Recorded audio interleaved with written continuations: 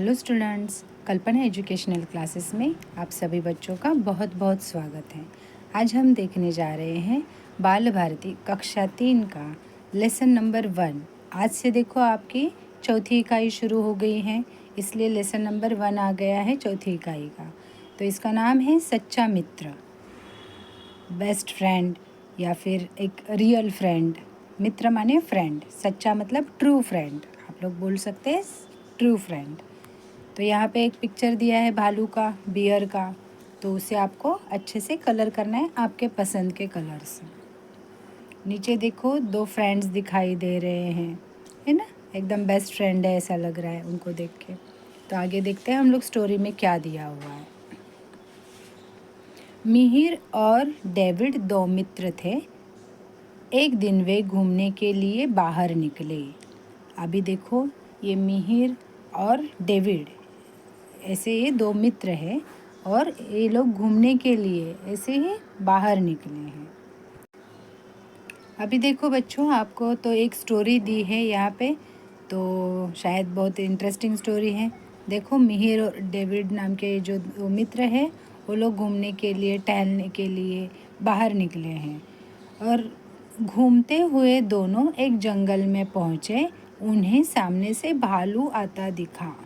अभी ये घूमते घूमते कहाँ पहुँच गए, देखो जंगल में। जंगल माने फॉरेस्ट में। आप पिक्चर में भी देख पा रहे हैं कि पहले वो 2 दोस्त थे और घूमते घूमते देखो जंगल में आ गए। यहाँ पे बहुत सारी पेड़ है, पौधे हैं, जंगल जैसा पिक्चर है ना।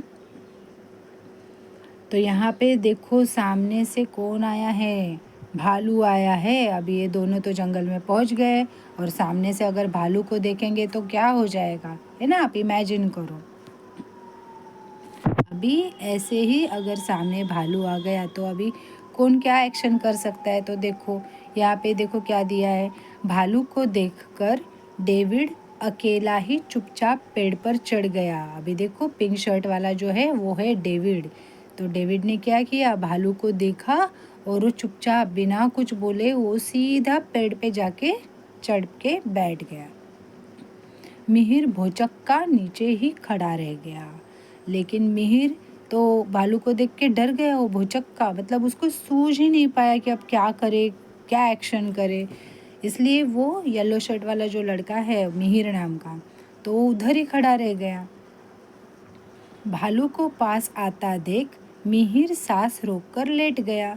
भालू उसे सूंघने लगा। अभी उसने क्या किया, देखो भालू, देखो पिक्चर में भी देख रहा है कि भालू पास में आया है और मिहिर को सूंघ रहा है।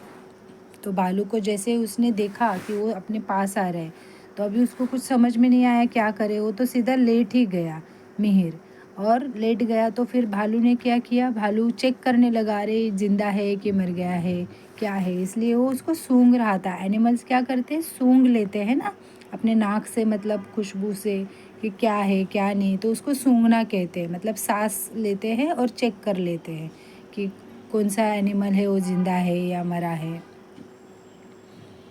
अभी नेक्स्ट देखते हैं, देखो क्या हुआ है। मिहिर को मरा समझकर भालू चला गया। उसके जाते ही डेविड पेड़ से नीचे उतरा। उसने मिहिर से पूछा, भालू तुम्हारे कान में क्या कह गया। अभी देखो क्या हुआ, मिहिर जो था वो लेटा था सांस रोक के, तो भालू को क्या लगा कि ये मर गया है। देखो इंसान की जब सांस चालू रहती है, ब्रीदिंग हम लोग करते हैं ना, ब्रीद इन ब्रीद आउट, तो क्या होता है, चेस्ट हिलता रहता है, सांस की आवाज़ आती है, तो फिर पता चलता है कि ये इंसान जिंदा है। लेकिन मिहिर ने क्या किया था, वो चुपचाप लेटा रहा और ऊपर से उसने सांस रोक दी थोड़ी समय के लिए।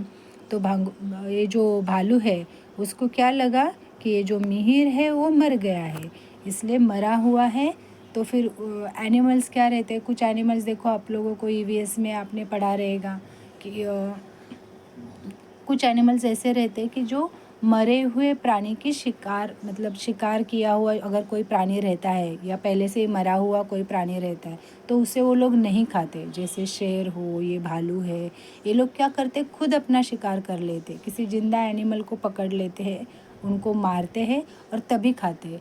लेकिन आपने देखा रहेगा ये जो भेड़ रहते, फॉक्स या फिर ये वल्चर्स रहते हैं, ये लोग क्या करते हैं, दूसरे ने किया हुआ शिकार रहता है या फिर कोई मरा हुआ प्राणी जो रहता है उसको वो लोग खा लेते हैं। लेकिन भालू का ऐसा नहीं है। तो भालू को लगा ये तो ऑलरेडी मरा हुआ है, तो मरा हुआ प्राणी तो वो लोग खाते नहीं हैं, इसलिए उन्होंने उस लड़के को छोड़ दिया और वो वहाँ से निकल गया। ठीक है।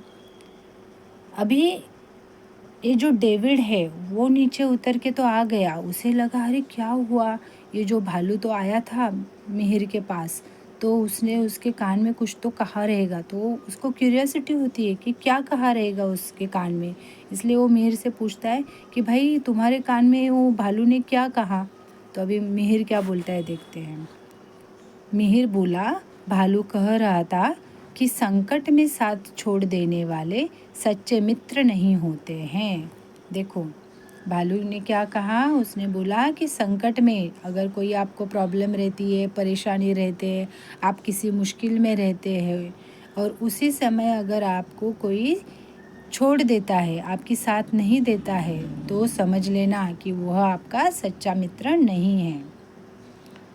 तो देखो बच्चों यहाँ पे क्या दिया है, चित्र देखो, समझो और 4 से 5 वाक्यों में कहानी लिखकर उसको शीर्षक दो। ये तो अलग कहानी है, मतलब आगे दी है तो आपको उसके बारे में लिखना है।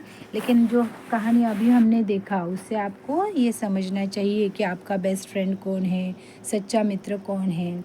अभी से आपको थोड़ी थोड़ी जानकारी लेनी चाहिए कि जैसे कि हमारे साथ कौन अच्छे से बिहेव करता है, कौन कैसे हमारा मिसयूज़ कर सकता है या हमारे सच्चे में कोई साथ देता है।